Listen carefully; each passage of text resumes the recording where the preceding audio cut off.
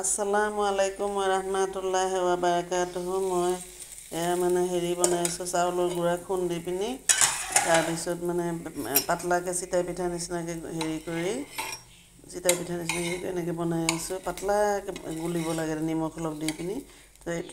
তো এই পিঠাটো খাই বহুত ভাল লাগে। এইটো আমাৰ ভাষাত মলকে বুলিও কয় আৰু আপোনালোকে বা কি বুলি কয়। চিতাই পিঠাৰ নিচিনা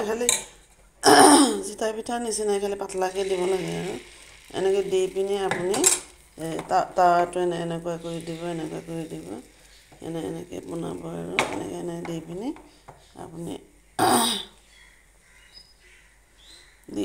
ঢাকি দিব। 1 মিনিটমান পিছত হৈ যাব আৰু পিঠাটো, বুজি পাইছে? আপোনালোকে বনাই খাই চাব। ৰাতিপুৱা ব্ৰেকফাষ্টত খাই ভালেই লাগে, গৰম গৰম খাব। মৌ দি খাব, নহ'লে জেলি দি খাব, নহ'লে জাম দি খাব, নহ'লে চাহ দি খাব। পিঠাটো হ'লেই আৰু এয়া হৈ আছে আৰু অলপ পিছত উঠাম আৰু ডোচাৰ নিচিনা আৰু চাউলৰ গুড়ি দি বনাই এইটো। ভিডিঅ'টো ভাল লাগিলে আপোনালোকে লাইক, শ্বেয়াৰ আৰু ছাবস্ক্ৰাইব কৰিব নাপাহৰিব দেই। এইটো মই উঠাই আছোঁ, ভাজা কাঠিটো ক'ত গ'ল? এইটো হৈ গ'ল। মোবাইলটো ধৰি আছোঁ কাৰণে উঠাব পৰা নাই। এইটো উঠিছে আৰু ভাঙি গ'ল।